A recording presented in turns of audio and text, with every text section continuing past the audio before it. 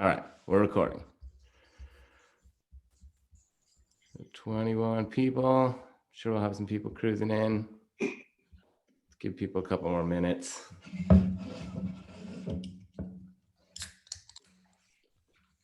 Dark in my office today. Hold on, let me figure out this light.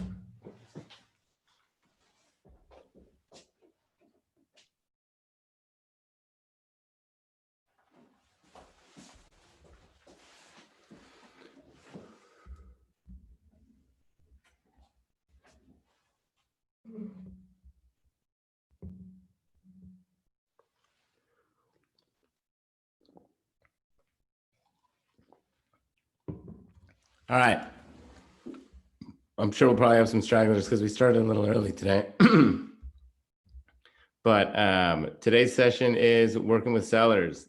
Let's see. Working with sellers is completely different than working with buyers in a lot of ways. Getting seller leads is totally different. The seller's expectations are totally different. I mean, it's stressful working with buyers, and you know, they're spending a bunch of money to buy the biggest asset that they've ever had probably in their life up to that point. With sellers, it's a whole different kind of pressure because you're helping them sell that big asset that, you know, was an investment, and they're really trying to capitalize on it. And with buyers, you don't cost them anything. They, you know, the seller pays for them. So I think part of the expectations with buyers, I mean, obviously they still expect great service and hold you to a high standard, but sellers is just a lot more pressure because of the stakes that are there because they're selling that asset and whatever they have next. So I think the pressure on the agents is a little bit different. That being said, working with sellers is a huge part of this business because it's a completely different dynamic than working with buyers. And I'm putting a quote up here. There's an old quote. When I got into real estate, I had no idea that you know, that the business really put a big emphasis on working with sellers and having listings, and the big successful agents having more listing business. I didn't realize that there was a differentiation, but you know, you'd heard the cliche saying, you got a list to last or listers last or something along those lines.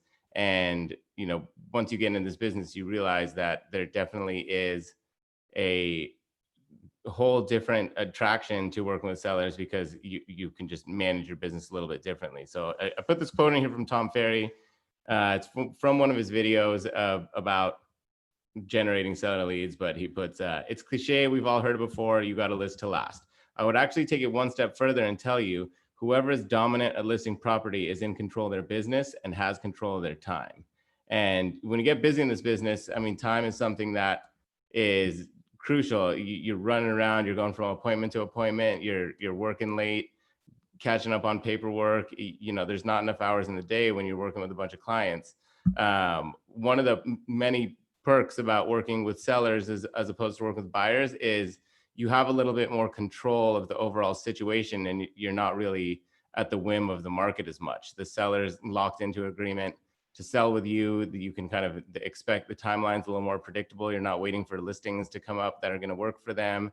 The competition, you know, you have the leverage when it comes to a competitive market. You're not writing offers and getting beaten. You're choosing the winning offers if you're marketing the property right. So it's a lot.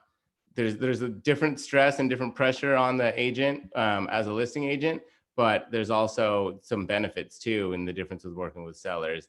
And if you think about, you know, if you have 5 active listings versus 5 super active buyers that all want to go look at properties on a Saturday, especially with no open houses right now, your Saturday with those 5 listings on the market looks a lot different than your Saturday with 5 different buyers that want to go look at properties all on the weekend. So you can manage a higher level of business when the mix of sellers is higher in your business. So obviously, everybody wants listings and everyone works with sellers, but the barrier to entry is definitely higher because the expectations are different, and the skill it takes to successfully list and sell a property and you know, meet seller expectations just take a little longer to build.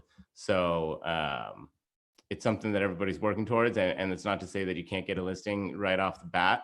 and be successful. But it's something that in this business, building that seller business is something that takes some time, but pays off when you put the work in to increase the mix of sellers in your business. So we're lucky to have someone who sold and listed hundreds of homes leading our team. And I want to take advantage of that as much as possible. Before I was on the team and worked with Kenny, I honestly don't know how many different events that I went to and panels that I was on, or not I was on. I haven't been on any panels, but panels that I went to listen to Kenny talk about different strategies. And a lot of them had to do with marketing and listing, as someone who's listed a ton of properties. So I'm just going to turn it over to Kenny for a little bit here, and just have him talk about, what he does to attract seller leads, how he wins listing appointments, and we'll go through all of that later. But just want to give Kenny the floor for a little bit. Hey, so for listings, listings is really hard to get. It's kind of where all the agents want to fall into. The amount of time spent, I think John kind of touched briefly on it, but the amount of time spent managing a listing and having it close is about a quarter of the time. So I can say, for at least for my listings, I'm spending on average maybe 5 or 6 hours on the listing. At 10 hours, that's a really long listings process. A lot of calls, and then some listings I could spend an hour and a half on the entire process. So my partners are really good, or like Karina, our director of operations, our market assistant is doing all these task-based functions. So getting listings is a key goal for a lot of agents, but a lot of agents try to jump into it too fast. You don't realize that you need to have the skill set on the buyer side to understand how to negotiate and what the sellers and how other agents are going to negotiate against you to be able to be a good listing agent. And then buyers buy with emotion. If they like you, I forgot the Wolf of Wall Street quote. I keep screwing up this week, but I forgot the third thing. But if they like you, trust you, and think you'll do a good job, they'll work with you. But on the seller side, it's just completely dependent on what are you going to do for me, how long will it take, and how much will it cost, and can you do it for cheaper? So you need to really know what your strengths are as a listing agent to be able to sell, to work with a lot of sellers.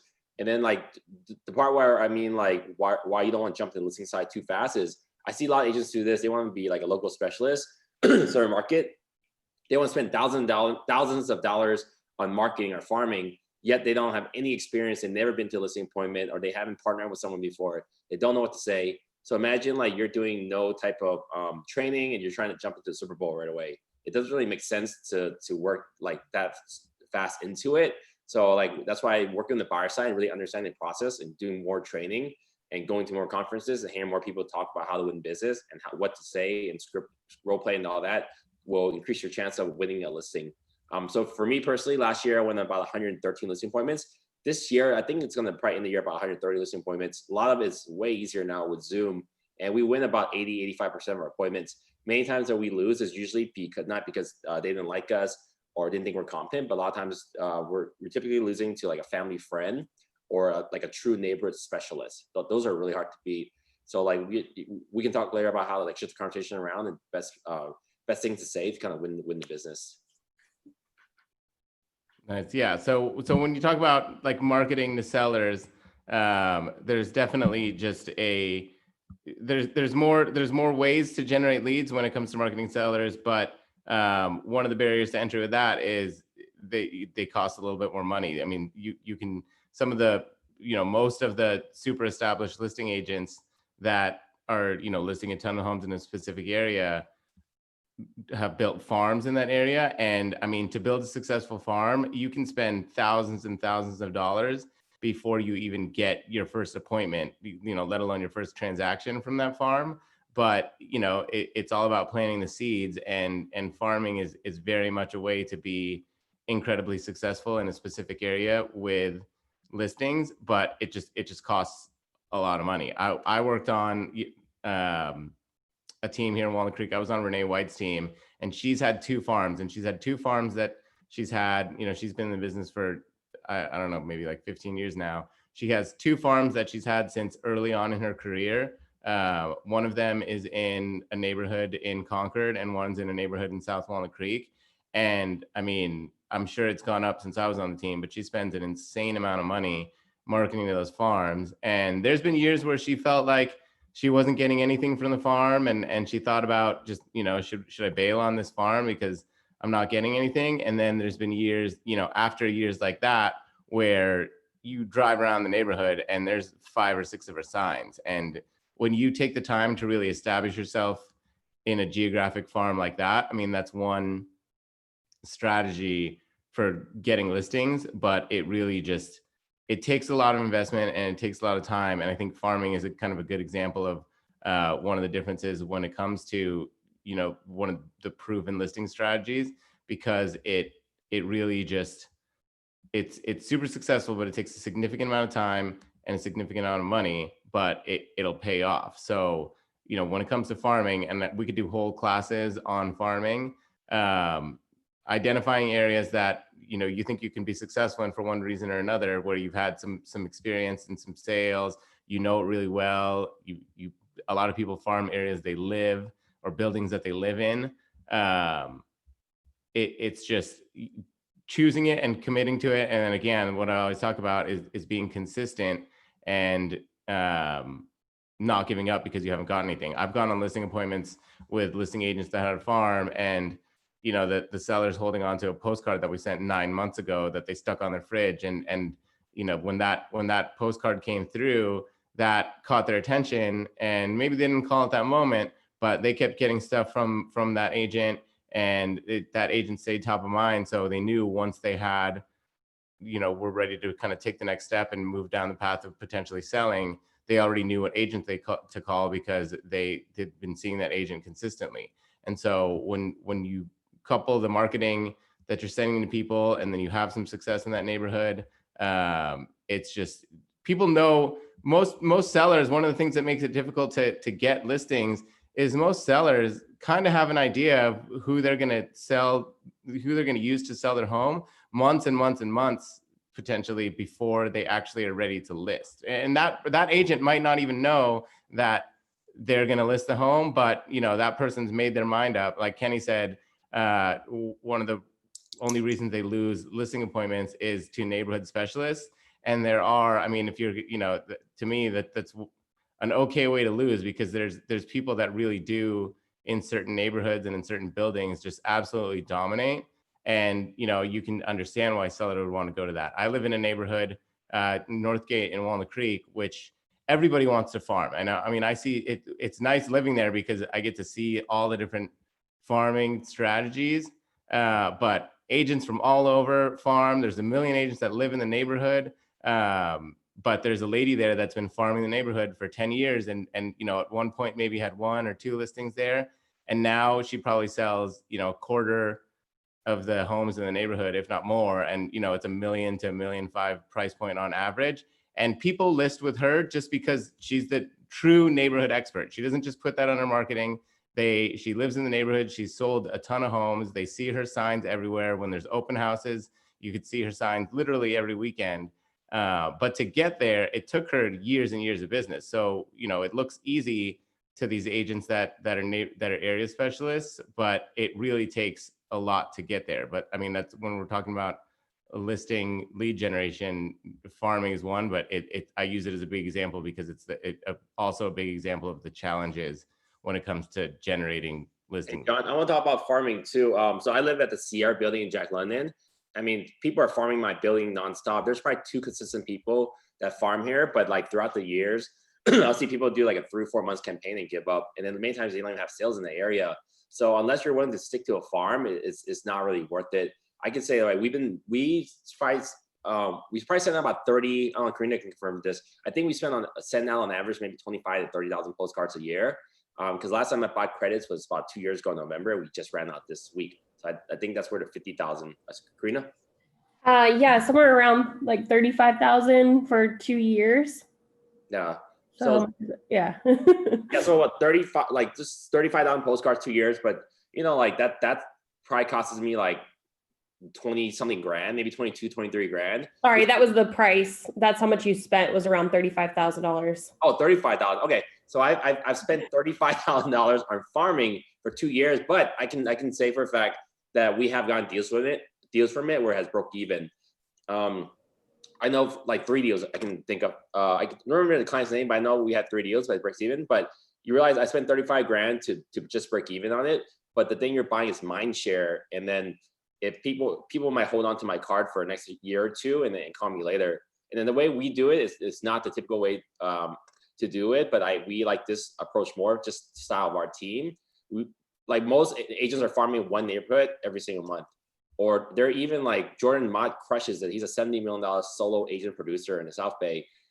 Before he would drop off, he does an interesting farm where he actually, and you guys could actually do this too. It's way cheaper. It's more manual labor for sweat equity versus check equity. But at 4 o'clock in the morning, he'll drop off coming soon flyers under people's doorsteps, and then he'll do just listed, and then he'll do a pending, and then he'll do a just sold, and then market update. So for every property he's doing, he's farming that same address, spot farming. It's called spot farming, where you're attacking the neighborhood around that listing, but he dominates like his market, which is I think is around San Jose, Willow Glen area. So you can do that. For us, our team, we do a shotgun approach. We do 500 just listed postcards in every listing we have, and we do 500 just solds. So we're hoping that because our properties are all over the place, we're not really specific to one location. And then another new value add that we're adding to our team right now, we're rolling out. We haven't been really loud about it, but we're going to start sending out 200 postcards just listed for all the agents on our team that has a listing. So we want to start promoting the brand. But that's about farming. It takes a lot of work and a lot of money. It's definitely not the right approach for a newer agent. When if you had 35 grand, I would suggest taking your friends out for dinner, really engaging one-on-one, private dinner somewhere nice to really get those referrals. Yeah, totally. And that's kind of why I use farming as an example, because it's one of the most successful listing strategies, but it's not easy, and it's not something that new agents recommend. When I was in title, people would sit with me all the time because title reps are where you can get information about addresses and different information on the property, because when you start a farm, you want to be a little bit strategic. And I would sit with people and they would talk about it, and if it wasn't really, I would make people really commit to doing it for at least 6 months. Really, it should be at least a year, because if you're just going to send out 300 postcards a few times for a few months and you expect to get business, like Kenny said, like that couple $1,000 would be better off doing something where you can get in front of people and use your skills to convert some business rather than that, because there's not, it takes the consistency and the time to really generate it. So the other things when it comes to listings and generating leads is like, sign calls are a good way to get listings. You're selling a home and someone calls you because they see a sign and they're thinking about selling in the area, or they just have questions in the market, and that gets that person in your pipeline. But again, you have to have a listing to get that, to have a sign in a yard somewhere and get those sign calls. So it's another one. It's another thing that shows it's a little more difficult. Some of the less capital intensive ways to get what is this? Oh, right on. What's this, Kenny? Oh, nice. Dewey Leary got a sign call this morning on Alice Street, so he's setting up a appointment. That's also one reason why you want to get listings, because the common term is like every listing would generate 2 buyers. So if you can get a listing, you're guaranteed to always have business. And every listing, if you do it well, you're supposed to get another listing from it. So that's professional business. And that's another reason, other than the control of the business and control of your time, the chances of getting business off of a listing are a lot higher than the chances of getting business off of buyer. I mean, you should be getting referrals from your buyers too, but your buyers might not be in a position to refer you someone for a while. If you get one referral from a buyer in the first couple of years of having them, I would call that a win. But with a listing, it's like you can turn that listing into another listing in the neighborhood, or meet some buyers through that listing. You have the sign calls, you have the online leads when people are contacting you directly. So having one listing can generate a lot of business, which again is why as an industry, there's so much emphasis placed on, that's why there's sayings like listers last and things like that, because having a listing is just going to increase your potential to get more business. But just like anything else in this business, it's very much a momentum thing. So working towards those first couple listings is important. But really, as newer agents, working with buyers is just going to get you more familiar with the market, get you more comfortable with everything. So when you do have the opportunity, whether it's a referral or just getting lucky somehow to convert a listing or get a listing, you're just more confident with the market itself. And that kind of brings us to the next part of kind of the key component in working with sellers is, once you're generating leads and once you have the prospects to potentially get listings, winning the listing appointment is a huge next step. And you can even with a referral, you can have the opportunity to get in front of a seller, but if you can't convince that seller that you can successfully sell their property for the top of the market value and do it quickly and efficiently and provide good service, it doesn't matter. So the listing presentation, the information you provide, and how you go about conducting a listing appointment is huge. And Kenny, I'm sure things have changed a little bit now that it's digital, but Kenny used to Kenny has an awesome listing presentation. I'm sure it's been adapted, but what do you have to say about listing presentations and listing appointments, Kenny? Well, for listing presentation, listing appointment, is Eric in this room? Yeah, like Eric's in this room. Jung-hee has her first listing. You really got to build up your portfolio. So like me and Eric has a couple of really cool listings right now. You really got to spend the money up front and because you're a new listing agent, you have no resume. So you really got to spend the money on that video marketing, the floor plans, the area photos, the nice pictures, to really get your resume built up. So when you're going to the next appointment, you can say, this is how we list our homes. Some of the things I've seen with newer agents, I'll use Michael example. Michael has a listing in Castro Valley right now. Michael is I think it's his first listing or first normal listing. So because we don't quite have the skill set or the seniority or the experience to tell someone, hey, you need to do this to get this home. So versus just swinging it, which again, new agents, and we still have some listings like that, because you don't have that influence. The sellers are not going to prep the home the whole way and just kind of try it out. So where agents get stuck at when they're not presenting a listing very well, if your house looks crappy, the other neighbors are not going to call you, right? And unfortunately, a lot of occupied homes are like that. So when you can finally get a listing opportunity, you really want to ramp that up and make that like a key thing, market the heck out of that property. And some things like on how I built my listing business is, you want to promote the coming soon, social media. You want to promote on like MailChimp, you're just listed. You want to promote like, hey, just went pending on this deal. I just went close on this deal. Dewey Vong is probably a really good example. You see an Instagram wall. He has a really wide mix of things. He'll say when something's listed or pending or sold, but he has a really good variety. So the whole goal to get listings is to look busier than you really are. You want to maximize the heck out one listing, because you can actually, the shelf life for a listing could be for 6 months. You can say, hey, I just met with the seller today. Hey, we're coming soon. Hey, we're prepping this. We're doing this on the property. We just listed for 2 weeks. We just, or coming soon, just listed it. Now we're in contract. Now we sold it. Now it's a picture of the sale. And then you send a postcard. So you see, like, if you take one listing and you really invest the time into it, it stretches it out. And then before I Climb Real Estate went out, I didn't quite have a team or kind of hybrid team. I had senior partners I worked with, like Courtney Cohen and Mayuri Brookup and Michaela Toe, and even working with like Crystal Florida and Kenneth Burr. I love working with other agents on listings, because now I have 2 listings. The clients that I'm marketing to don't know that I'm getting half on this deal and half on that deal. They just see I have 2 listings. So like, imagine I had 2 listings with a 180-day spread, right? If there's like a 60-day gap between them, then at least I can be talking about these 2 listings for damn near 8 months. So I constantly something to do and say about listing. So where I've seen a lot of agents kind of getting into it, they're, you guys are doing social media posts, which is really good, but then you got to actually show the process of you prepping the home and talking about it. And then that's when, maybe someone catching you on that day on Instagram or Facebook, like, oh yeah, this person's prepping listing it. Oh, look, she's working on this listing yet, meeting inspectors. They don't even know it's the same listing. Like for me, like, I mean, you guys have my schedule, but I purposely, if I could make time, I love dropping in. Like I did that with a couple of listings being AirCast. I'll drop in, have a 20-minute chat with the seller, drop in just for the inspection and take some pictures and for the gram, then move on to the next appointment, like drop in, check in and move on. But this is how you look really, really busy, and hopefully you are. And then this maximizes your mind share in the business. Because there's market share and mind share. most of you guys don't have any market share or dominant market share in the neighborhood. So you need to just look like you're busier. And this is where the mind share comes in. You want people to think about you a lot when you're working with a seller or listing. Yeah, tons of good stuff in there. But I think the biggest thing to just really hammer in is that having a listing is a great opportunity to leverage and turn that into more listings. And when it comes to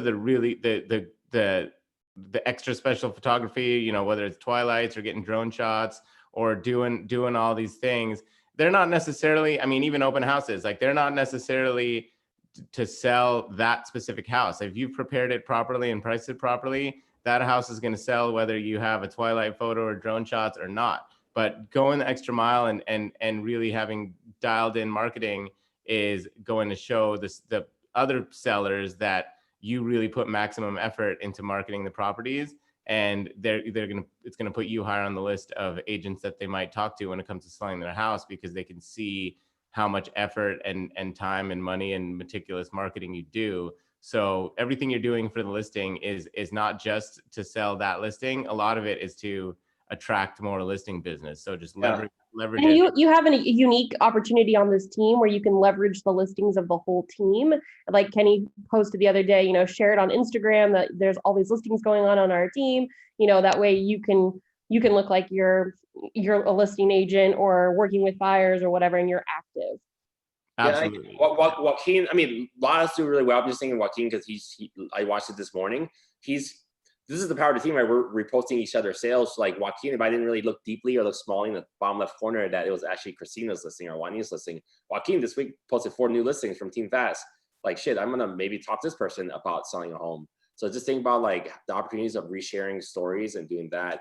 And earlier, open houses are going to come back, and it's really important. So a lot of my business over the years I do open houses a lot differently than other agents, good or bad. Like at open houses, I have no desire to find new buyers. I have thousands of buyers in my chime. I don't need to work when they're a buyer unless it's a referral. So at properties where I feel like I've gotten a lot of business from, is sellers are walking in all the time, and then I focus on selling the neighborhood and the property. It takes a skill set to do that, because I know you're open house. Of course, you want to talk to buyers, right? Get some contact information, but you just got to be very direct and diligent on that. Just get the contact information and follow up aggressively after that. But while I am at the open house, I don't try to sell myself on the buyers. I really just strictly talk about the property and location. And many times I've gotten so many listings over the years where people have came into my open house just to check me out or like see how I present it. So like because I do a good job, they end up calling me half a year to a year later. I want a really cool listing in Station House. I thought it was really interesting. The Station House doesn't have that many resales. So for that one specifically, I had all the marketing materials. I was intentional. This is the first time I did it. I had the neighborhood map. I had a list of upgrades. I had a listing presentation, the booklets we had, and a couple other things in the folder format. So I had about 10 of those at my appointment. And when they met a neighbor, I actually handed them that, like, hey, I know you might be interviewing other people. He's like, oh yeah, we're working this Actually, I had a funny story about that too. But I handed them, hey, when you're ready, just take a look at this, Because then they said, oh, we had an agent already. This person we ended up working with, and oh, we have an agent already. I was like, and most agents just stop right there. I was like, who's your agent? I was like, how's your experience? It was like, do you still, are you planning to work with him? He's like, oh, we're not sure. I was like, okay, great. Well, why don't you take this? When time comes, just look at it. I have a lot of experience in Oakland. I sell a lot in the area. I was like, yeah, no, we actually looked you up. I was like, okay, cool. Then I don't need to talk about myself anymore. Just give them that. And I think a couple months later, they called us and we actually listed their house. So I was intentional at my open house about talking and looking for sellers. So we can get you guys ready with one of those packets too, that's all ready to go. Or just give a quick link. That's like, we have a bit.ly link. If you guys go to bit.ly /sellyourhomefaster, you can like give someone your presentation right there and then. So like maximize open house opportunities to talk to sellers. Do pick up buyers, but be intentional about what it is that you're trying to do there. Maximize open house opportunities in 2021. Oh, sorry. So your job interview is right there. Imagine your open house is not just to pick up buyers, but that's your interview, like secret interview. Like you don't even know you're being interviewed. And a lot of sellers actually don't even want you to know their neighbor. They pretend to be a buyer just to talk to you and ask you questions to see if you really know the area. Yeah, it's crazy that there's a whole crop of agents that, you know, you're going to get training. Like normally when you're new, open houses is something that gets hammered in early because it's a really good opportunity for new agents. So it's crazy that, you know, for some of you, it's going to be, you're going to be 6 months or more into the game before you even do your first open house. But I mean, if I were you, that's something I'd be excited about because you're going to go into them with more experience and be more prepared and confident when you do get those opportunities. I want to turn it over to someone on our team who has a ton of listings also and has a lot of experience and a lot of success farming and things we were talking about earlier. We have Carmen Hernandez on the call. I asked her to come on and just talk a little bit. I sent her some just basic questions about, you know, what we've been talking about, what she does to generate seller leads and how she approaches listing appointments and listing presentations. But really, whatever Carmen you want to talk about when it comes to working with sellers and increasing your listing business, anything you think would be helpful to agents that want to grow that part of their business, it's all yours. Can you hear me? Yep, we can hear you. Okay, good. Hi, everybody. Thank you so much. I appreciate being able to help you guys out as much as I can. Just to kind of piggyback on Kenny's approach, I mean, a lot of it's kind of the same stuff that, you know, I do as well. When I meet with my sellers and I have a listing appointment, I do also send like a personal note. I've seen that like a lot of people really appreciate that, especially with everything being so internet based and technologically based. You taking the time to actually handwrite a note afterwards, just thanking them for their time and, you know, just letting them know that you're available whenever you're ready to, you know, when they're ready to move forward. I think that's another thing, making it more personable for yourself. So I was looking over your questions, and so what marketing do you specifically do for more seller leads? You know, the last couple of years of my business, the majority of my leads have actually come from farming, but also Yelp. Yelp has been a very big thing for me. I've had a lot of sellers who have left really good positive reviews, honest reviews about my business and working with me, and a lot of the things that all of my clients have said with me is that I'm very, what do you say? Like I'm personal. I really do make these people my family when I start working with them. Like I literally get super attached to them. I was watching Kate's video this morning and I was like, you know, we have a lot in common in that sense, is that I too hate having to make those calls of like, oh, you didn't get your offer, but it's equally more rewarding to call them and say, hey, you got the house. And I always like to call them and kind of play a trick on them, like, oh, you know, I have some really bad news. Oh, you know, I couldn't get my car to start this morning, but on a good note, you got the house. And they'll always be like, you know, anyway. So my point is to just be real personable with your clients, put their interests first. I mean, if you know it's a crappy house or if you know it's in a crappy area, be honest about it. I mean, sometimes they'll still want to buy it because you got your clients that, you know, come from even worse areas than that, you know, so they'll be like, you know. But I would say, my farming, I have an area in Hayward. It's consists of about 3,500 people. It's mostly South Hayward, but some West Hayward too. But anyway, I market to them every month. I send a newsletter, and this newsletter has like all of my closed sales, my pending sales, my listings, my coming soons, and then just a little bit like about Hayward, little bit like about me, little tips, little tricks. You know, you could always get those things from like the title company that'll give you some ideas as well, things you can send to them.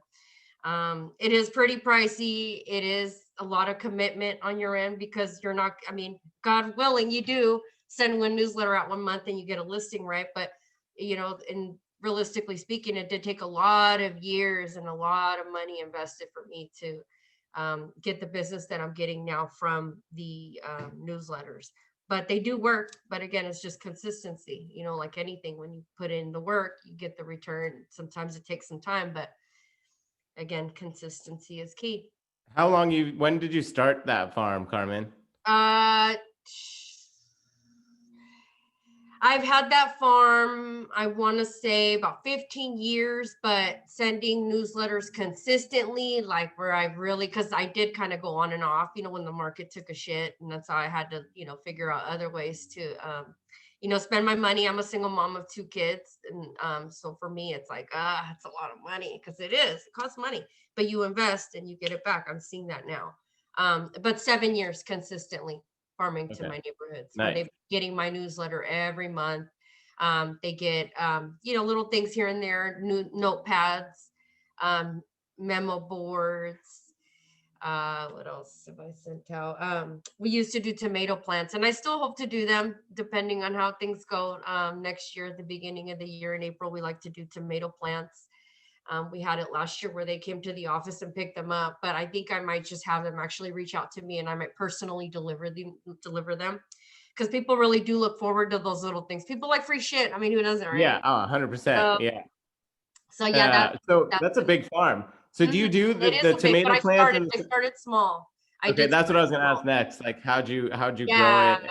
And would you choose when you choose the areas? It's what'd you base it on? Just where you have a lot of experience, or just My hood. I'm from yeah, Hayward. there you I love Hayward. It's where I wasn't born in Hayward. I was born in Oakland, but I was raised in Hayward.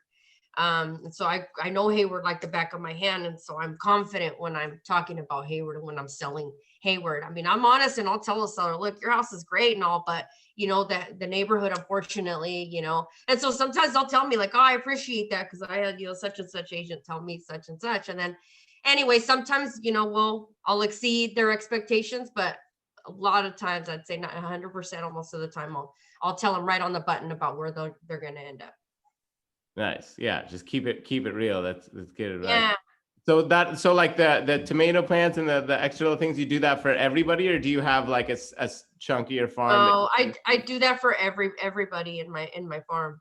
Nice. That's cool. And so I'm guessing by now you've got a pretty good system down. Like you get your newsletter out around the same time. Like you're not like thinking about what to put in there. I mean, you put some thought into it, but you've got a pretty good system for getting them out every month.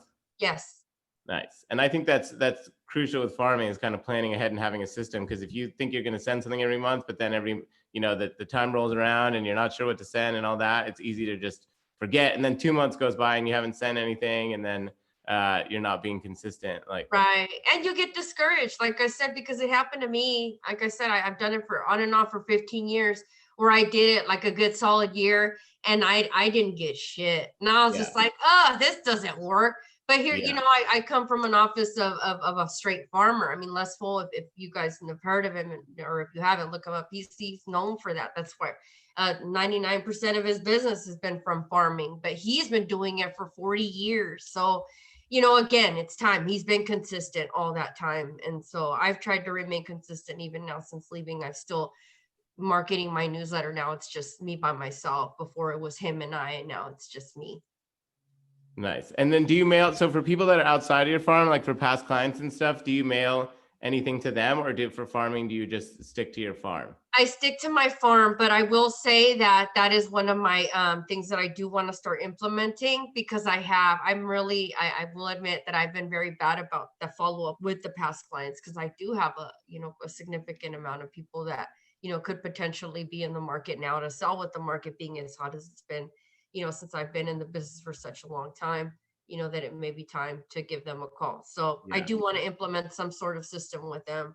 And well, we have lots of support on the way for you. We have Rebecca and some other assistants. So those projects you want to do that you need some help with, Kenny's got you covered with some. Yeah, you're on my list. Yeah. Cool. So if you could talk for a couple minutes just about like when you get a listing appointment and a listing presentation, like what's your strat? What are the things that you do every time? I like how you said you follow up with a personal note, because I think that's huge these days, and it's that little special touch. But like, how do you prepare for? It's probably easy in your farm because you probably see a street and know, almost immediately with the street and the size of the house, you have a pretty good idea. And you still need to see it, but how do you prepare for listing appointments to give yourself the best chance of getting that listing? So depending on how far out the appointment is, I'd like to, even send a note beforehand. So let's say that they're from out of state and they're gonna be in town next week and we're gonna meet. So then if I have their address, which, I try to get that information, I'll send them a card beforehand also. Say, hey, I'm really looking forward to meeting you. I'm gonna, be studying the market, in the next couple days until we meet, so that way I'm very prepared to offer you a general idea of what the market is saying about properties in your neighborhood and what you could potentially make, on your property. So I'd like to do that. And so, of course, the CMA, just going on and seeing what has sold in that market within the last 3 months. Should be a lot because things are selling, but, go as far as 6 months back. Sorry about that. To have a general idea of what the market, is saying about the properties in that area. And so that way, when you meet with them, you have all that information up front because they want to see it. They don't want to just hear it. They want to see like, okay, what does that house have in comparison to mine? And, you'll point those things out like, oh, this house is on your street, but it has an extra bedroom and, it's a little dated or it's more updated or whatever the case may be. And then you kind of go over it with them and say, hey, okay, so I have a general idea based on my experience and based on what I just shared with you now, what I think that your home is worth and what it would sell in this market. Why don't we play a game? What do you think that, you could sell it for today? Yeah. And I like to give two options also, because a lot of times you go into these houses and they're dumps, right? But they could use just a little bit. You could use like some landscape, that je ne sais quoi. You could use it, right? So you could tell them like, hey, if we invest this amount, because I have a general idea, again, based on how long I've been doing this, about how much it would cost to make a house look nice, put lipstick on the pig or whatever. So I'll tell them, look, we could go on at this price and sell as is, and you would get such and such price. But if you put, let's say 10, 15,000 and we do this, we can generate this. And so a lot of times, again, they'll be willing to go the other way, right? Because they want more money. Yeah. And so, that. Nice. So I want to talk about what Karma has done too. Like listing agents, the ideal personality type for listing agent is a high D, high I. But the ideal personality, which most of our agents are in real estate, are high I, high S. Because high I, high S, you're just a nicer person. You come in real estate, it's all fun and games, and you enjoy helping buyers and all that, right? Hope that doesn't go away and you don't become jaded. But on the listing side, you have to be pretty confrontational. You have to be really direct. You have to be able to tell someone their house sucks or this and that without going overboard. So it takes a lot of practice and experience. And more recently, I've learned like always tell stories. Don't use scripts. So you say, like this green carpet or whatever. I have the same thing in my house. I don't think it looks terrible, but if you're moving out here and the buyer is the one buying the house. So if I lived here, I would totally have the same thing. I have that. So being able to be very direct with people and making the recommendations, but without going overboard, it's a really takes a lot of experience to learn, because then you piss them off and then they'll tell their wife or husband they hate our house. You're going to lose that listing. So it's a very, very thin line to walk. Right. You got to be honest with them. And also you can read sometimes some people, and just like you could read them, they can read you. They can smell bullshit. They can smell if you're nervous. They can smell if you're not confident. If you don't know what you're talking about, it's always good to be prepared to go in there and knowing what you're talking about. And if for some reason you don't, really just saying, hey, what's really awesome is that I come from a background of real estate agents that have been in the business for dozens of years. And so anything that I'm not able to tell you an answer to right now, I can definitely reference them and get back to you within the next couple hours or whatever the case may be. But don't try to bullshit your way through it so much that you know what I mean? You lose the listing in that sense, because it would be better for you to just be upfront and honest. They smell that and they appreciate that. And also like, you're realistic on the price they want, especially in this market. You also, I've lost some listings before, because then I heard from other people, them or maybe in their agent that wanted, oh, what happened there? Because we know a lot of agents in the area. If you're not optimistic and you're not enthusiastic and excited about selling the property and at the price they want, that can cause you to lose the listing. So even if they sound completely crazy with the price they want, it's like, you know what? That's a little bit far of a stretch, but if you're willing to work with us, I'm prepping it all the way and listen to our recommendations. And you do this and you do this, and you go with our recommended pricing strategy, I think we can get you that price. We can't say we can absolutely get you that price, because the buyers determine your value. the price, but at least like you gotta really, maybe Eric has done a really good job with that recently too on calls. He was kidding around with a seller we had in West Oakland, and that originally wanted $900 to $1 million for a property. We're like, hey, this is like a $700-800 grand property. So Eric, maybe talk about that situation last week on the call, or what you called this guy for half a year now, right? Yeah. So first and foremost, as a new agent, I think I was really intimidated by taking listings and talking to sellers in general. I think when you first start your business, you obviously focus on buyers because, yeah, you're helping them buy something. But as a seller, it's their most important, their biggest asset. So they're not just going to trust anyone to sell their house. So anyways, I was really intimidated. And something that I've come to learn is, you're the authority you're the expert in the real estate market, right? So something that I learned really fast was my first listing on Outlook, 6914 Outlook. The seller had really unrealistic expectations, and it was a really cute house, and we're still on market because she wasn't realistic. So something that I learned right away is to be upfront with the seller, like Carmen was saying. They can smell your bullshit, and I think it'll save you and your client more pain and suffering if you're upfront about them and set their expectations up front. So the seller that Kenny was just talking about in West Oakland, when we first started talking, I was like, yeah, duplexes in that area can sell for $900 to $1 million. But after going to his house, getting the better understanding of the condition of the house, I'm like, man, it's not going to sell over 900 because it's kind of a piece of shit.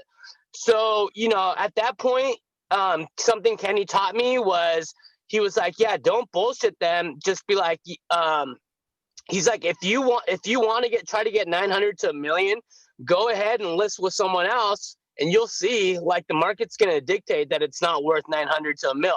So, at that point, I kind of was just like, look, you can listen to me and my expertise on this, and have a realistic expectation and get your home sold, or you can list it with someone else that's willing to take it overpriced and sit on the market forever. So I think it's to touch on what Carmen said again, you want to be personable and build a relationship. And so after 4 months of going back and forth of him kind of being a dick and not listening to me, he finally was like, because, I kept sending him new comps, updated comps. And I was like, look, dude, the houses that are selling for $9 to $1 million are all updated. They're bigger. They're nicer. And he finally kind of understood. And his wife was like, yeah, I think he's right. Let's list it at $799. So that's kind of how we won that listing. And I think it's really imperative to be realistic with your clients rather than just blowing smoke up their ass to win the listing, because that's not going to do anybody good once you actually get it. And like the pricing strategy, right? Before, the market shifts a lot, but it's about buying the listing. A lot of agents will buy the listing by saying they can get a lot more money, even though the price is unrealistic. That's really dangerous right now. We did that earlier in the year during COVID. I mean, Jen and I think we canceled like 4 listings this year. Mostly were condos, and we just couldn't get the price they want. So, we were out on marketing dollars there. That's a couple $1,000s. So right now, oh yeah, and Laura and I had a listing in duplex. We were like 15 grand short of what the seller wanted, and then we wasted money on photos. So right now, like, if you're a new agent, you do have more time to work with. It could be worth taking a slightly overpriced listing to get the training. And I know for a fact when we have certain listings, I say, hey, this is not that great of a price, but I think you'll learn a lot from this experience. But what you don't want to get into is really a seller completely unrealistic, leaving no room for a gap that they might fall short. They're not that motivated. And then where you're in it for a month or 2, you're having these weekly half-hour calls with the seller to let them know the bad news. Like, it's just not a good use of time. You want to get listings that are good. But and then go back to the pricing strategy. We can get you this price, but also you leave some room for pre-negotiating before you hit the market. Because give example, the Outlook one's a bad example, but the seller wanted this much. We truly thought, yeah, you could get this much. The comps are looking pretty good. It's a little more aggressive price, but bam, we did the home inspection, termite inspection, 30 grand in a deck, 8 grand in the structured thing on the side that can be taken down. But immediately you have 40 grand of a report. So like now, yeah, we could have got you 700, like we were all in, but then now the report, so there's 40,000 more repairs. So like, wouldn't this be 660? And then we had offers come in all the time at 650. She wouldn't take it. We had one at 680. She almost took it, and she got really aggressive on the counter. And then I think we're 80 days on market now. And then now she's like, okay, you know what, I'll take 650. We're like, you could have took this freaking offer 2-3 months ago, but she was playing really hardball. And then we were pretty direct with her. I was really direct with her, and then like, but she wanted to try it out, and then now she's seeing what it is. And also, like, the thing right now in the market is, the more direct you are, the more frequently you're updating the seller, providing tons of feedback. If Mike goes on this call, I actually want him to talk a little about that. Okay, he's not. Getting the right feedback for the seller so they have something to look at, that lets you keep the listing. Keeping the listing is really important now, because when you're keeping the listing longer, they're not canceling on you, and they're not canceling on you. That means there's a higher probably chance you can probably get a price reduction on that property. I'm trying to pull up a message that me and Michael just had this week that I think is really good. This house inside looks pretty terrible. Michael was on here earlier. Let's see, but they didn't clean up anything. It's super cluttered in there. And then I asked Michael to call all the agents that showed. I think there's like 8 of them, and 6 of them said, you need to clean this up. Get rid of the Disney stuff on the wall, like declutter. It's a mess in there. Trim the lawn. So I asked Michael to get the feedback. He put it on a spreadsheet. Now, like, when you're presenting the information, it's the buyers and buyers agents talking trash about the property, not us. Like, this is what other people are saying in property. So if we're not able to sell this home within the week, they're actually gonna move out in the month, and they'll let us prep it and paint and stuff. But being direct and using a lot of data goes a long way with everything. We had a seller Joe was working on, is still working on the market, a fourplex. I still think it's overpriced. But what I had Joe do 2 months ago was we called every single seller, a listing agent in Oakland that had a fourplex, triplex, and duplex, and ask them how many showings they had, what's the feedback, how many days on market. So then we present the seller to show the seller, look, the multi-unit market here is really slow. We called all 25, 30 agents in Oakland, and this is what they said. So that lets you keep the listing, and then it sets their expectations a little lower. Also, I have to run in 5 minutes for my coaching call, but I'm just wrapping it up for myself. Yeah, Carmen? I'm sorry to interrupt. No, I was just saying, you can tell your sellers too, you can never price your property too low. If you've told them a price lower than what they wanted, just tell them, look, at the end of the day, you're the boss. If it's like significantly way, like where they're super unrealistic, I don't even waste my time, because I don't have the energy, time, and money to invest in a property that I don't have the faith will sell at the price that they're saying. So again, going back to the pricing, one thing I always say to them is yeah, in a perfect world, you'd get $1 million for this house, but unfortunately the market and what I'm showing you here doesn't show that.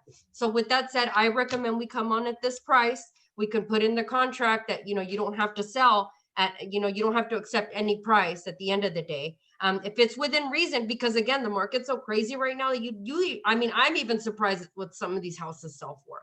So if it's within reason, like, if they're only like off by maybe 50 to 100 grand off from what I think that it would sell for, then again, I put that in the contract. You don't have to, sell for it. You don't have to accept any specific price. And then again, just tell them, look, putting it on at this price will generate the interest, will get the people in the door. Putting it on too high, you'll end up shooting yourself in the foot. We'll end up looking back and having to reduce. And what happens when you reduce? People are looking at you like, why is it reduced? Or what happened? Or why is it on the market still? So, share all those experiences with them. And again, when you're going over the CMA, show them what sold and what it was priced at, what it sold, and how long it was on the market that got it, what it got it. Because sometimes you'll see that they've been on the market for 7 days and they've sold for, 100 grand over. So again, where was it priced? So that really helps to gauge. I comment on pricing too low. Things have changed right now. I think you could price too low, because then what we're telling our seller is this is the recommended list price. We actually don't want to go too low, because if we go too low, there's going to be way too many showings on this property. And on this hour block, we just had a new listing. Oh yeah, it was San Leandro. With the hour block on the listings, if you price too low, many buyer and buyers agents can't get in. So you want to price it just right, where we're getting a steady stream of traffic and we're gonna get a good amount of offers. You don't have to do too crazy, because then no one will get. Yeah, no, for sure. I get that. Look at it. And then like one more thing, we're talking so much about pricing, which is really important. But for me, like how I actually had my presentation on my physical marketing materials before this pandemic was the way I set up my presentation box was like the listing agreement was at the very front. And then after that, it's the CMA and pricing. And after that, it's the marketing. and then after that's disclosures. Why? When you're meeting with a seller, many agents screw up and they just try to talk to show how cool they are or how good. If you don't need to talk a lot about yourself, don't. That's why the listing agreement is out front. And if the seller wants to work with you, great. And they trust you, just sign it. So I've done a lot of listing appointments where we're in and out in 15 minutes. I mean, I wish they're all like that, but they're not. But then if they're not ready to sign or they don't agree on the price, and then the next step is to talk about pricing. Or like just flat out always ask the seller, no, what's the price you're looking to get? If they tell you the price and you agree with the price, done. There's no, don't even need to go on the comps and all that. It just confuses things. Like, okay, this is price. Okay, now the agreement. Like, and then they talk about this agreement. You can't agree, if they don't not ready to sign, they can't agree on the price, then you got to go into marketing and what you do to sell property. Then you got to pull your brochures and say, on this property, we did this prep, this prep, this prep. We did the floors here. We did this. We did staging. And we got them 100 grand over asking. So when being strategic at your appointment is only talk about what you think is really required. If they're not asking certain questions, don't bring it up. Don't talk just for the sake of talking. Yeah. Kenny, quick question before you take off. What do you think about sending information prior to the listing appointment to the sellers? Here's like a killer strategy we were doing last year. Before our listing appointment, we prepped the package with the listing agreement, the CMA, the marketing stuff, the disclosures, brochures, all that stuff, right? And then if I have time, I used to mail it in FedEx or UPS ahead, and I would try to book my listing appointments a week ahead or a week and a half ahead. And I want when I get there, the listing presentation is literally right there in front of them on their kitchen table. I was like, great, you've seen all our stuff. Do you have any questions? It's like, no, it sounds good. Okay, when you would like to start it, done. And then so that's one thing. And now we have the high note presentation, right? You send it to them, then you hop on the car, meet with them, have you review the market materials. Good. Imagine you did that and you sent the high note, and then you met with them and they weren't still ready to make a decision. We always send a thank you card after we meet them in person. So now you're hitting them like 4 times, and it's showing you're going above and beyond than just meeting right with them. So that's increasing your chance of winning that appointment. It shows like really detailed. All right, that was a good question. Don't be late to your call, Kenny. Thank you. And yeah, that's a good question, because there's people that have different opinions on that, whether you give them information up front, or some people, their strategy is not to even put a price on it on the first appointment because they want to see the property and then do a little more research or whatever, and then come back with a price in a follow-up appointment. So it really just depends what you think is the best fit or what works for you. But Carmen, what do you do if people want to? Do you like to give information up front, or do you like to get the appointment and walk through the property before you start talking about price? How do you handle that? Yeah, I personally like to make the appointment and actually meet face to face. Yeah, because I mean, I've learned in the past that when you do that, it's kind of like they're just kind of using you, and who knows? I mean, a lot of times I think I haven't gotten those listings because, I'm not able to present the information personally myself. Yeah, I'm kind of the same style, because it's like you almost give them an opportunity to not move forward when you go do it up front. I think it just depends on each client, but yeah, it's like the age old, like, should I confirm this appointment tomorrow? Because sometimes if it's some random new buyer that you're not sure about, saying, hey, we're still on for tomorrow at 4, it might be like, oh, actually, no, we're not. Whereas like you just, you're not. I like to, I'll give them information up front, but you have your best chance of getting it once you're in front of them. So you don't want to give them all the goods. Maybe information about yourself and your company. But not information as far as like specific to what you think. Yeah, and I think it's easy to get out of that because you can't really give your opinion without seeing the property itself. Mm-hmm. Cool. Anything else on like communicating with sellers throughout the process, or like just any tips you have? Yeah. I'd like to add something.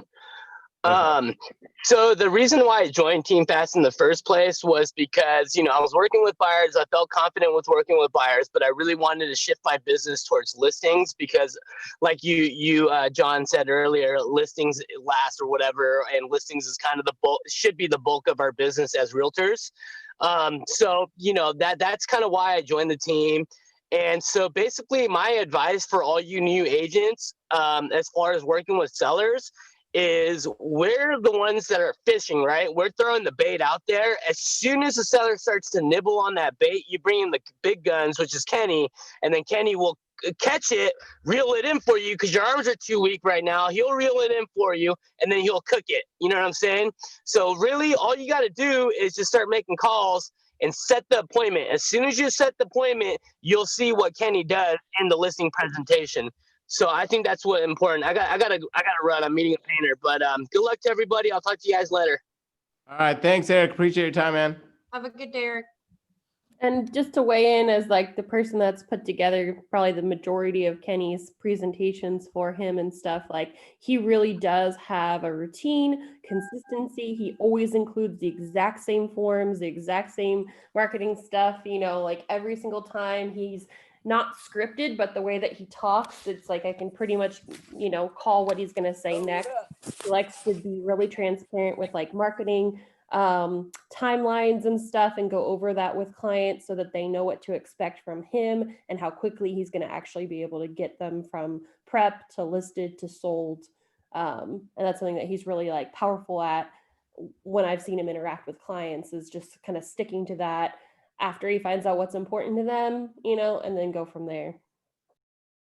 Totally. Yeah. I mean, he's a machine, and it goes to, you know, what we say a lot of things is having systems and being consistent with them is proven recipe for success. So, you know, the way Kenny approaches listing appointments, the consistency Carmen has with her farm, it's, you know, I don't think a training session will go by where I don't talk about being consistent. And, you know, you would bring agents like Carmen on that have done a ton of business and are having a bunch of success and have been through a lot, and they have the same message about being consistent with whatever it is you're going to do. So, thank you very much, Carmen, for your time and jumping on here. We appreciate it. Is there any other? We're gonna kind of move on to some of the like boring stuff for the newer agents. Actually, real quick too. Go ahead and head out real quick, but thank you guys. Wish you all the best. See you later. All right, thank you very much, Carmen. Appreciate it. Bye. If Christina Pineda, if you're available to chat for just a couple minutes, if you want to drop any, you know, being in the business for a little bit, but having experience. I think one thing that's really cool about this team is, you know, we just spent an hour talking about how it's hard to get listings and it takes a while to establish that side of your business. But I think one thing that's really unique on this team is you get opportunities to come on the team and co-list with Kenny and get that listing agent experience a lot quicker. So if Christina, you have anything on that, I'm at the airport. Can you guys hear me? oh, nice. Yep. Okay, I'm getting they're getting ready to board. But just real quick on the listings. I mean, I can say that I've been blessed to get several listings since I've been on the team. They've been just warm leads that people I've known. But having Kenny behind me has been truly a tool, as well as Karina. Like the other day, I have a listing in Oakland. I'm like, Karina, nothing's happening. And she's like, how come I don't see this on Zillow? Well, come to find out, I didn't check the little box to have social media have access to my listing. So, you know, there's just little things like as a unit, like you're so much more, you're stronger, and just like the tools that we have, and just, I mean, I love to see everybody posting everybody's success. I mean, we just look like we're just like on fire, which we are. But it's just in an incredible way to like just really get out there and brand and just earn more business, because as people see you just so busy on social media, they that's what they believe, right? It's a power of perception. So just, I don't know, if you have any specific questions, ask me. But I've been very happy with how my listings have gone. Karina keeps you in check with the list of items that you need. We have an amazing TC, and then like I said, when I go in for the appointments, Kenny just, he's a numbers guy where I'm just like I hate to say like the fluff, but I love the people part of it. So makes sense. Yeah, no, that's awesome. And it's cool to see. I mean, that the success you're having with the listings, I think it's a testament, not only to how awesome you are, but to the team in general. So keep it up. Thank you. Have a good flight. Okay, bye. Hey, John, sorry, I wasn't sure if you had called me. I was on a phone call. I had a buyer call me and say, hey, out of the blue, and say, hey, I wanted to call you. Can you help me? And I'm like, I'm in a conference right now. Let me give you a call back. And then she said, yes. And I kind of followed up and I said, you know, I kind of track my track my researches, like where did you find me and whatnot. And she's like, oh, I just found you online. So online presence is really key. I think your profiles have to be up to date. And the listing that I have, I'm prepping on right now as well too, is they found me online as well too. So online presence is key. So I don't know which avenue I gotta get into that algorithm and just or the analytics and behind it to see where these leads are coming from, because I'd really be interested to find out myself, because we have LinkedIn, Facebook, and all that stuff, right? But technology on this team has been phenomenal. It's kind of overwhelming at a time, right? So, plan ahead. Listings are king.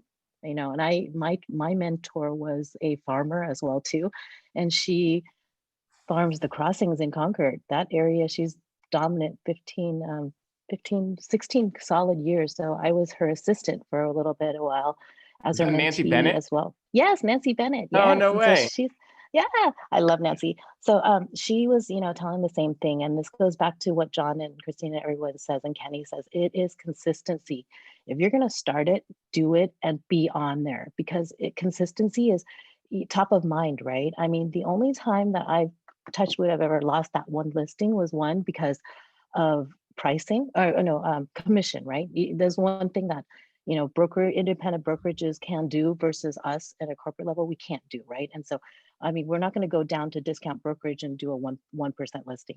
That's just not going to happen. I said I was upfront with it on my listings because I spend money. I said, as a listing agent, you're investing in me to get your property sold, and I'm investing in you as well too, because I'm putting money into marketing.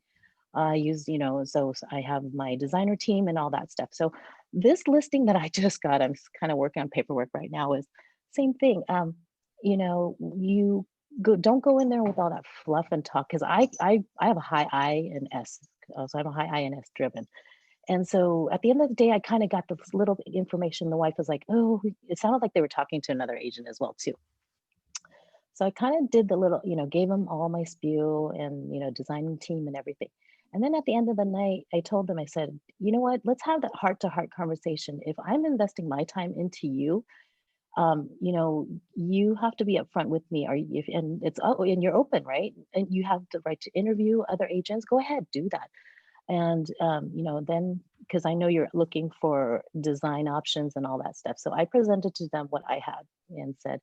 And then at the end of the day, that evening, they came back and I said, you know what, let me just send them a quick text and says, you know what, it's great to meet you and everything. I said, like I said before, my investment in you is my time and my commitment. So if you're committed to me, I have to know, and then I'll get the contract signed in order for me to start beginning working for you. I'm already pre-marketing and whatnot. I do that before you're even getting the house prepped and ready. And then I didn't get heard back, but then later at 10 o'clock at night, he messaged me back. He goes, yeah, Donna, go ahead, do it. I want you to do it. I'm like, oh my gosh. And then the next day I talked to him. I actually beat out 2 other agents, and then I didn't know that I came to bat with. And some of them were local agents as well too. But at the end of the day, it's that that face-to-face was the key. So if you make that first rapport with them, it is essential. And so at the end of the day, I know a lot of agents, my business is based on referral basis. And so now, because they're coming in from other passive avenues I'm tapping on, I'm having to make sure that all those systems are in place, because when these sellers call you, you tell them this is your design team. I told her as well too, I said, my design team doesn't come out until my listing is signed. And I go, I made that second trip the other day and said, this is where she is and this is what she does. And so when she saw what we had to offer, and I said, marketing is expensive. Some agents will take your listing, but they won't invest in it. Like these aerial drones and all that stuff, that costs money. And I talked to the founder of Greater East Bay Area yesterday, Vinny Nguyen, and we had a conversation as well too. And he says, yeah, you'd be surprised, like some of these agents don't spend that money when they're taking that listing investment, because you sell that. You're investing in me to get your property sold. And in return, I invest in you as well too. And then they finally know, like, oh my gosh, this is how much you pay and all this and this. And they're like, okay, so gives them a confidence and mind to be able to win that listing. And then it goes back to pricing strategy. I know Kenny was talking, we were kind of masterminding these, because when you're selling different types of properties, yeah, we can go in with the data analysis of what we pull off online and whatnot. But if you have a specifically unique property, my pricing skills and whatnot are pretty top skill. I get them priced at always to sell. And some of them, you get these unique properties that like duplexes, right? Triplexes right now. Those are a little bit more different in pricing. And so I had to ask Kenny, sorry, my dogs. My chihuahua sounds like a bloody murder, sorry. But anyways, so, but yeah, pricing is key, and Kenny gave me the advice was to contact these agents in the area that actually do sell those types of unique properties and get their feedback on it as well too. So I did made a few calls and I talked to them as well to commercial real estate, these types of unique. So as a listing agent, do your homework for them as well too. So when you go back to the seller and give them the price right. At the end of the day, you know, like Carmen was saying, I'm not going to invest my time to go into a property and invest my money as well too on a property that I know is going to sit there and not sell. And if that's going to be the way, you know, if they want to do that, then I'm just going to tell them, I'm going to take your listing, but I'm going to use it for marketing purposes only, because I know it's going to sit here. I'm going to be upfront and let you know that as well too. And so be realistic. Yeah. So at the end of the day, that's genuine will win you those deals day after day. And I think I was at the office the other day and I talked to Will and Peter as well too. And I said, you know, being as a new agent at the time, I said, do that, be a buyer's agent, because that's when I found out, and that was what Kenny was tapping in on as well too, is when you're a buyer's agent, you know everything out there that would have to do with, you know, how to get those deals done, what's not making your deals win, right? So when the listing side comes, you see offers and you do the net. At the end of the day, you go with the sellers. This is the bottom line. I'm going to calculate everything and I'm going to give you the net. This is your final net of the money. I don't care if you're going to get, they're asking for commission, you know, I'm not commission, never, no, none of my commission, don't touch my commission, but I like concessions back and whatnot. And so if the numbers are right, and this is what they wanted to net, they'll be happy when they know that this is what they're netting. Don't worry how we're going to get it to, we're going to get you to that net number. So the net number is key, but if we can get above that, then it's a winner, because they're really happy with that as well too. Yeah, no, that's awesome. Donna just dropped a ton there, but there's a lot of good information, but I think that the overall thing that you kind of hear from everything Donna had to say is that it takes a lot of confidence and the ability to really be direct and realistic with sellers.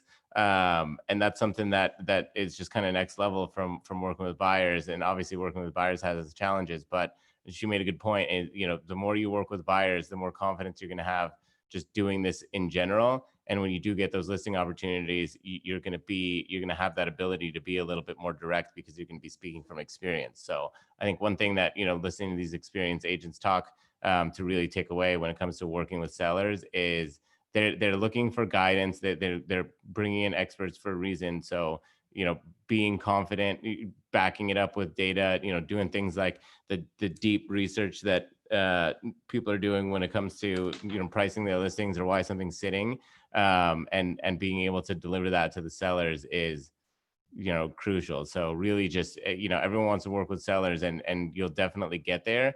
But I think that, you know, everything we hear today shows that it's a little bit of a different game.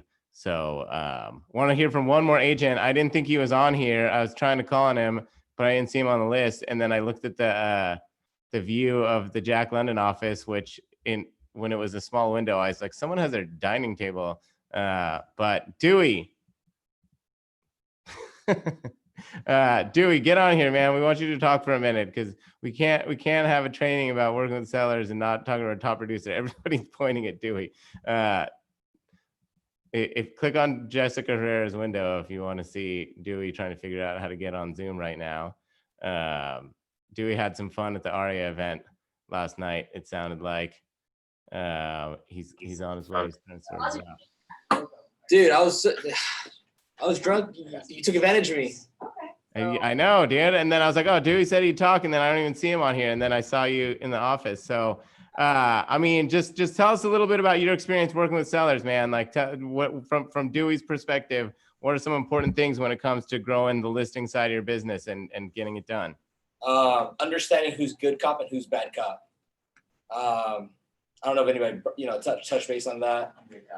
Kenny's going to be the direct, like, boom, boom, boom, boom, boom. And sellers, sometimes don't want to hear that shit. And they're like, wow, that was offensive. Like, I didn't like how he talked to me. So, like, boom, you got to come in and, like, it's okay. Rub their back. Be like, I know how you feel. And then you got to get them through it. And be like, you got to give them options sometimes. Hey, Dewey, real quick, before you get off that one little subject, the sellers are also good cop, bad cop. You'll get the nice wife and the mean husband, but in reality, when they talk to each other, it's flipped. So it's important for you to get cues on that as you do presentations, especially since most people are, more than one person when you're listing properties. Yeah, Jung Hee can touch base on that because she's dealing with a good cop, bad cop seller right now. Yeah, I wasn't paying attention to whatever I was saying because I got some other stuff to do. But selling seller side, like, you gotta have all the systems and all the details and whatnot. I'm pretty sure somebody already said that. I'm about to do a high note presentation for a seller call that we picked up from a sign call. So I don't know where you guys are at. Nice. We saw that sign call message from Kenny. So it's cool to see it happen in real time. But all right, Dewey, keep up the good work, bro. All right, so we got a little bit of time here. We bumped it up, so we're gonna cap it at 11:30. We're sticking to the 90-minute class. Today's topic was working with sellers. It was a little different format than the last classes because I feel like when it's trainings is geared towards newer agents and we're talking about working with sellers, if we go in and outline how to put together a listing presentation, or we go through the residential listing agreement kind of line by line and all that, it's not doing the whole thing, the not giving it the amount of attention that topic really deserves, because I think that there is a big difference in a lot of ways, as I think you've heard, between working with sellers and working with buyers.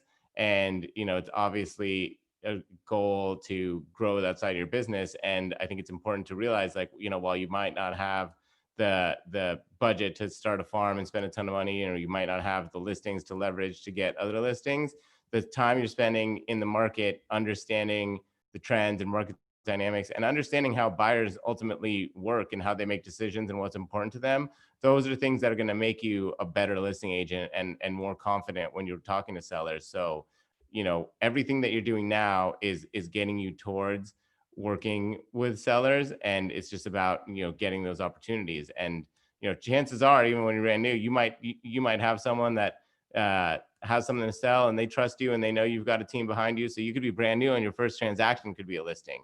And so rather than really get into the detail, I wanted to kind of keep things at a little bit of a higher level today, just to really give you some perspectives to kind of wrap your head around when it comes to the listing side of the business and everything that goes into it, because it's totally different than what you focus on a lot as a new agent, which is working with buyers. So hopefully it just kind of gives you some goals and sets some standards that you want to kind of get your business towards.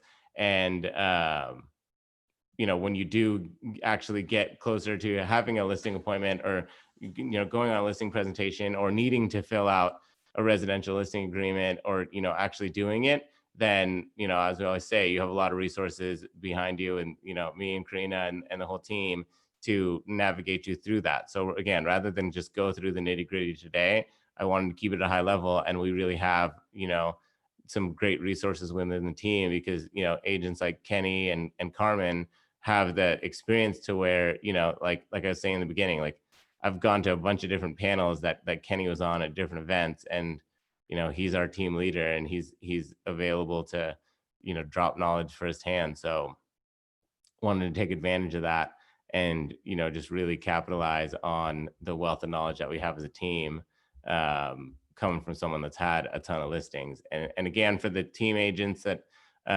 look for the opportunities to partner with Kenny and bring him on, like Eric was saying, just get people on the hook, and then bring Kenny in to close them, and you can get experience through that way too. So there's some unique opportunities being part of Fast Real Estate and Team Fast to get listings earlier on than you would you know, as a new agent anywhere else. So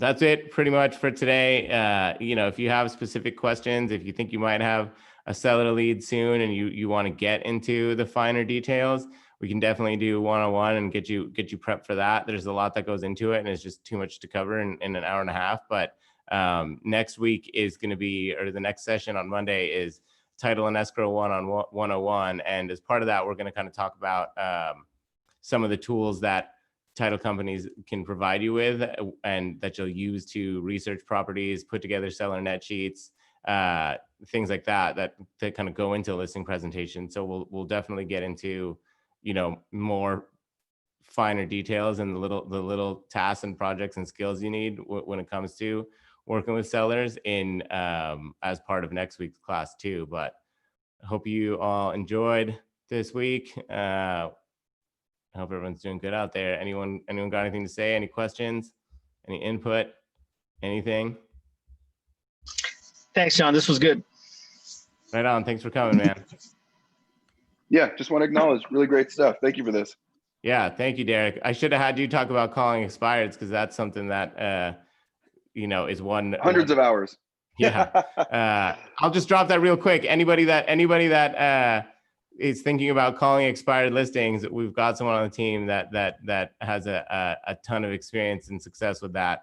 So if you're thinking about calling expired listings, hit up Derek Rodriguez for some Please. advice because he knows what he's doing for sure. But thanks for coming on here today, man. For sure. And you guys will see me around a lot more. Schedules dialed in and stuff. So I'm excited to be at the office. I've been firing away the calls on Chime, man. This has been fun. I think I pick up about 2 buyers a day right now. Nice. So it's working great. Nice, dude. But Keep it yeah. up. Yeah. Love the team. All right. Take care, guys. Right on. Thanks for coming, man. Great info, guys. Appreciate the feedback. It's been a great day. Right on. Thanks for You guys coming. keep Fraser. closing. No problem.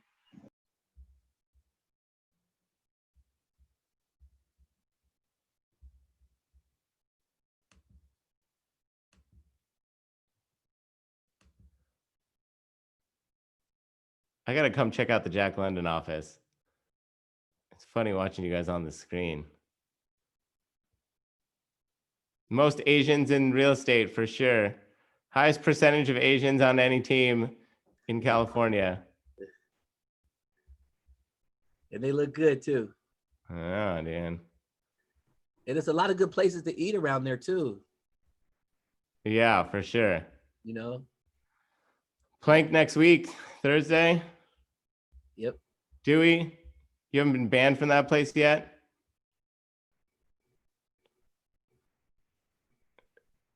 This is funny. All right. Okay. I'm shutting it down, everybody. Thanks for coming. Have a great day. Right. Take care, John.